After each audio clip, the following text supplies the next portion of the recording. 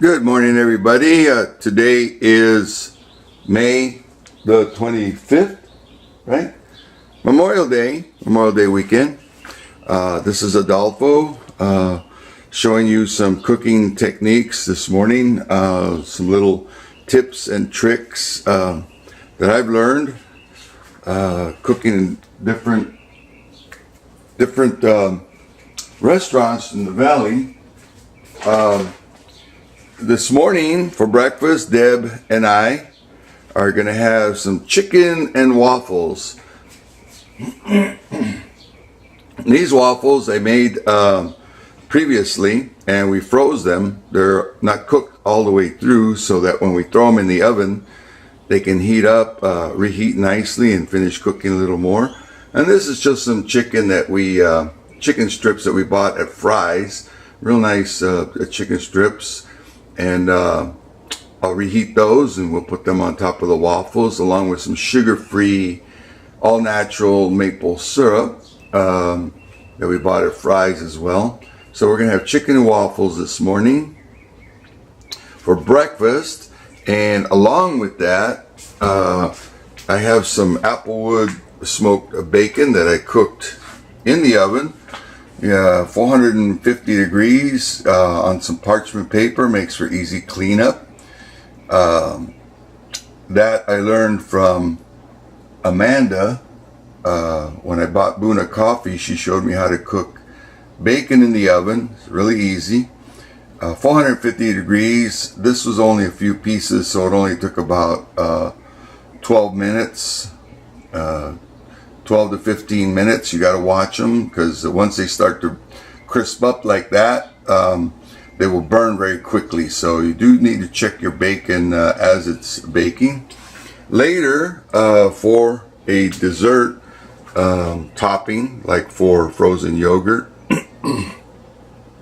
I'm going to be making some like a cherry jam. And here's some fresh cherries that Deb bought at Fry's. And one of the tricks I learned from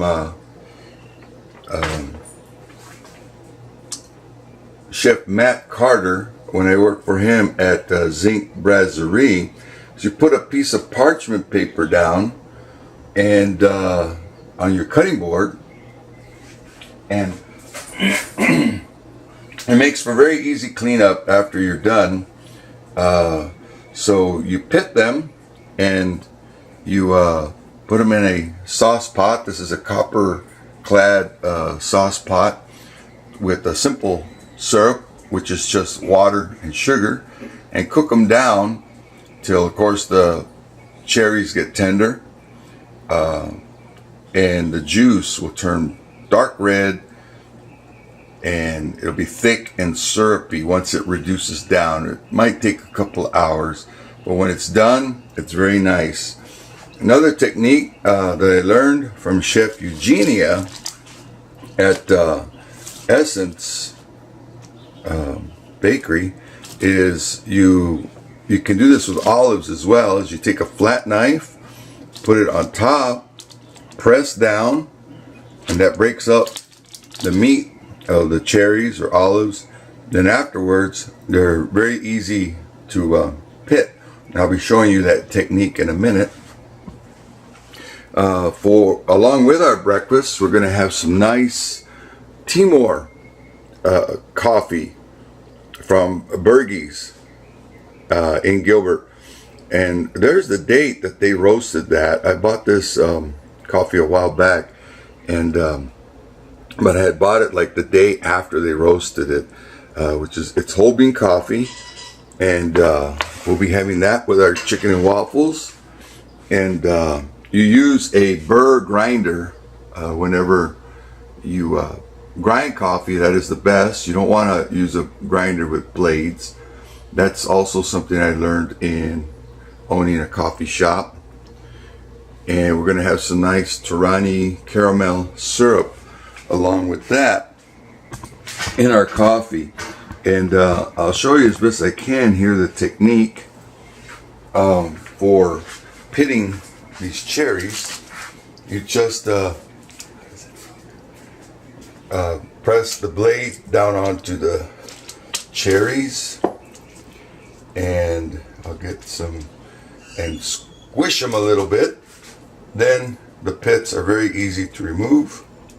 As you see, you can do a bunch of them very quickly.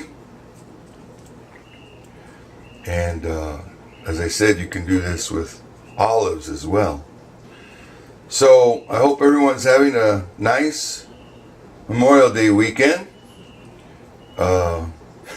It's funny, we went Saturday night to the Yucca Tap Room, and we saw some rockabilly groups. They were awesome. We saw Lauren Dirks and Joel Ford. They're a rockabilly group out of Tucson. And Lauren Dirks is an excellent guitar player. It's just a guitar player and a drummer, Joel Ford on the drums, and they do some rock and rockabilly. And the other band we saw with them, and they're from the area. We know the bass player, Paul Schneider, and his lovely wife Amanda was there. I forgot that that's who they were. It was nice running into them. And their group is a rockabilly group. And it's Kevin, and funny enough, their rockabilly band is also called Chicken and Waffles. So we had a fun night, Saturday night.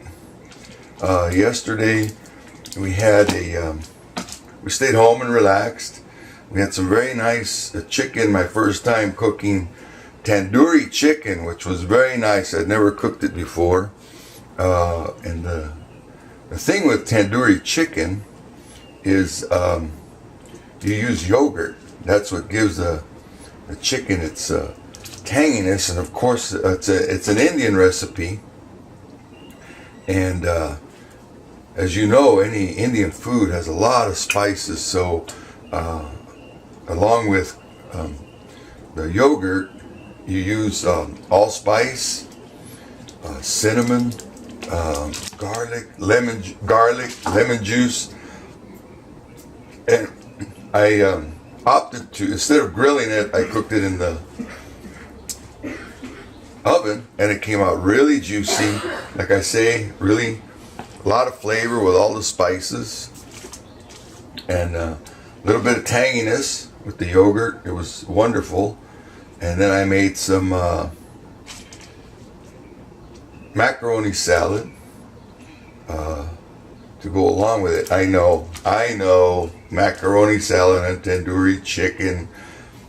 Oh well, that's the ultimate fusion cuisine right there, American and Indian. But anyway, it was very nice. We've had a very nice Memorial Day weekend, remembering all the veterans on this Memorial Day weekend. We saw the concert for Memorial Day on PBS last night, which was very nice. And it's always nice to watch on Memorial Day weekend. Just making sure I didn't put any whole ones in there or pits. So anyway, I gave you a couple of tips. Cook some waffles partially all the way through. Freeze them. You have them for later. They finish cooking when you reheat them, either in the oven or a toaster oven. And you can get some fried chicken strips, or even fried chicken from fries, and you can have chicken and waffles at home. The other tip I gave you was putting parchment paper on a cookie sheet and baking your bacon. It's very easy to do, makes for an easy cleanup. The other is parchment paper on your cutting board. As you can see, this gets very messy.